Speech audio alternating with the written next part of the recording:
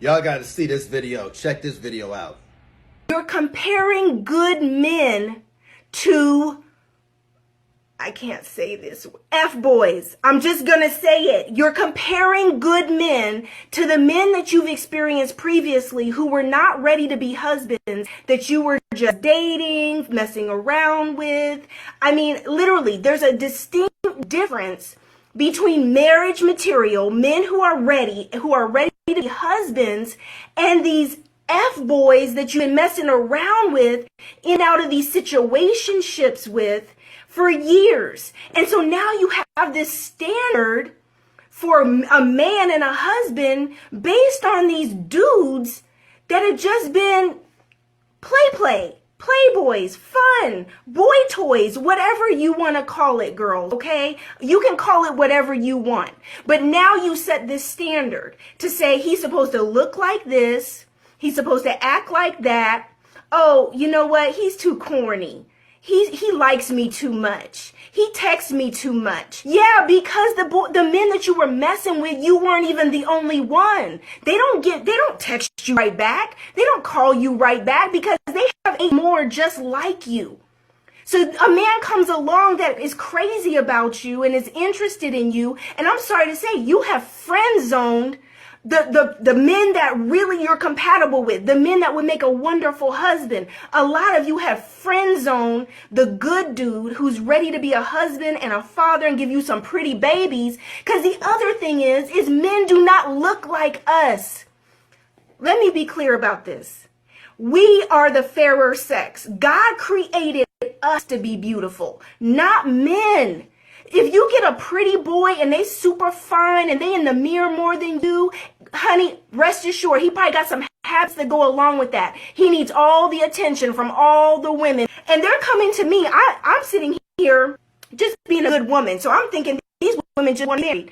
These women just want a good man. Nah, boo, that's not what they wanted. What they want is, if I'm going to pay this money, I want me a Michael Ealy. I want me a Boris Kojo. These men are such a small percentage of the population. Do you guys understand that for a man to be over 6'2" is less than 3% of the population? And we're talking all men around the world, less than 3% of the population. Now you take out the gay guys and you take out the guys that are not black or whatever race specific that you prefer your husband to be, and you take out the men that are broke, and you take out the players, the men who are just not ready, and you are not ready to get married, aren't even looking for a wife, don't want that responsibility yet. Think about these numbers. Less than 3%. Less than 14% of the entire American male population is over 6 foot. Less than 14%. And that's all the married men and the men in prison. All of them, girls. So you're sitting around here like, oh, he's got to be 6 foot and he's got to look like this and he's got to make 6 figures or 7 figures. When you start at just height alone, do you hear the percentage that I just gave you on just height? Just height. And if you add in what he looks like looking like Idris and making money like this and that, honey, look, you looking for the come up for real, because I don't know where he's at. I was matchmaking, I would be like, man, I would go find these incredible men, and they would be like, oh, I would never date him. I'm like, I just went and found a freaking pilot, a ex-Falcons player. Are you serious? But he don't look, it's like he's gotta be perfect. But you're not perfect.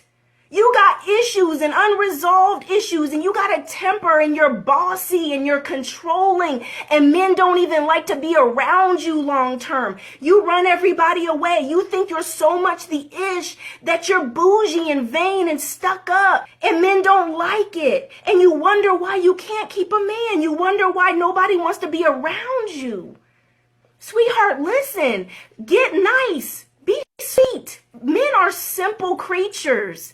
They're simple, but your standards are standardizing you right out of the game. Everybody else is getting married. Everybody else is having babies.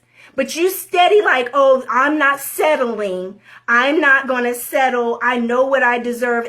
And that's when I knew I had to get out of that business. I was like, I knew I had to get out. I had to get out because I was like, my standards of good man doesn't match what these women want as clients. So I'm not going to be able to fulfill this for them. And it's going to mess them up even more because they're unrealistic. Exactly, Monique. Unrealistic.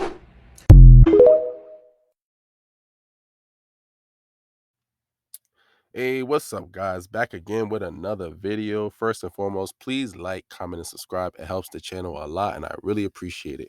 All right, so right into the video. Man, oh man, oh man. This queen, what a queen. First and foremost, we got to give a round of applause. One time, one time, one time. One time for the one time. We need to give a round of applause, man. Oh, man, I've never heard a black woman speak so eloquently, with so much sense. Like, she understands exactly what us black men are talking about. They keep comparing us to these Pookies and Ray Rays and think we not good enough. It's like, what? You got a good man. You got a good man that's going to take care of you. And you talking about he's not good enough. He's too this. He's too that. Oh, he's corny. He's boring. He's too nice. What? Are you serious? See, now I know we not crazy. Like, now I know, like, these women, they understand to a certain extent. It's just they're just in denial. They're in denial and they just don't know themselves. They don't know what they want. They want the man that's six this, six that, six that, six this. She literally told y'all that's less than 3% in the world. Less than 14% in America. Me, myself, I'm 6'7". You know what I mean? I'm tall and handsome. I'm the quote unquote preference. But you know what I mean? Like, I'm an anomaly. Like, there's not too many 6'7" handsome guys walking around. That's not to, you know what I mean, talk ish on anybody, but I'm just being completely honest. You know what I mean? But like, that's the type of guys that they want, but they don't even realize that that's very unrealistic. And then on top of that, you want this kind of guy. What makes you think when you see this kind of guy, he wants you?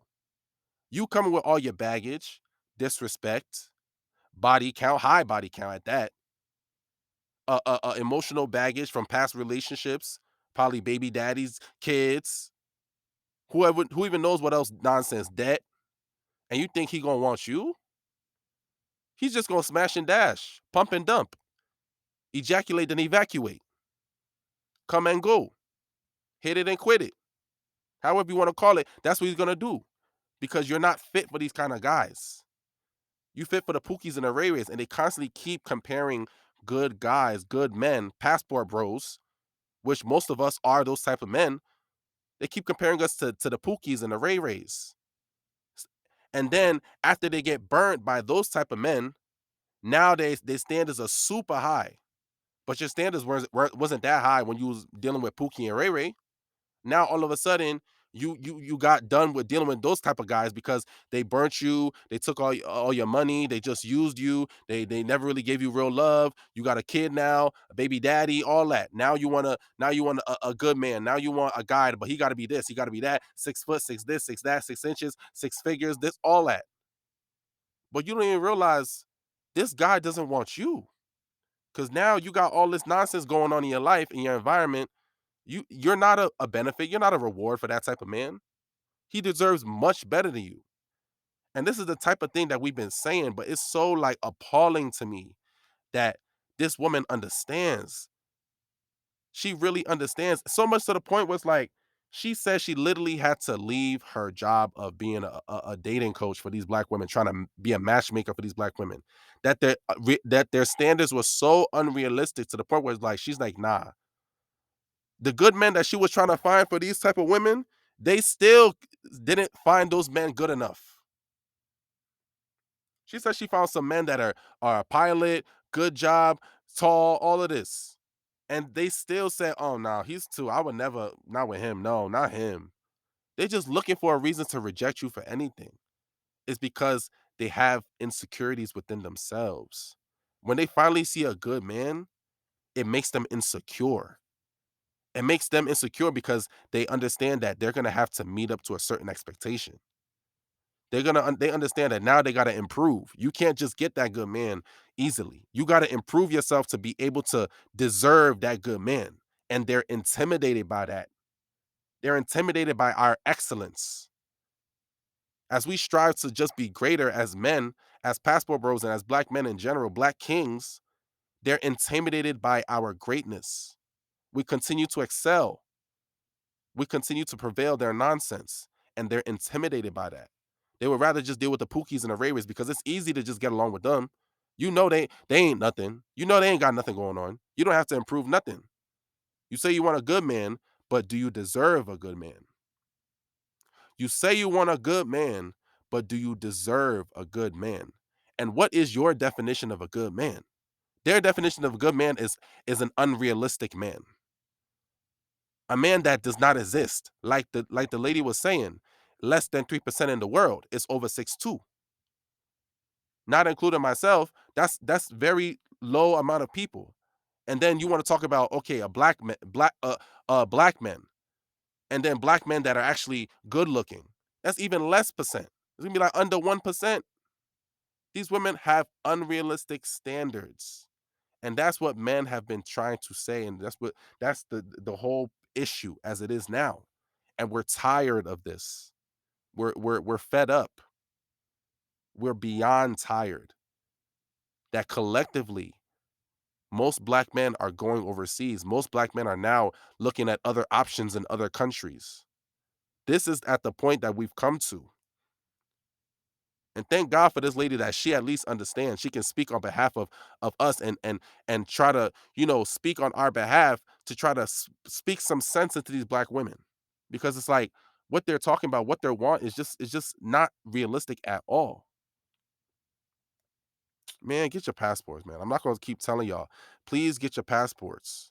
Please get your passports. Book your flights 5 months out, 6 months out, 7 months out, 8 months out, as early as possible.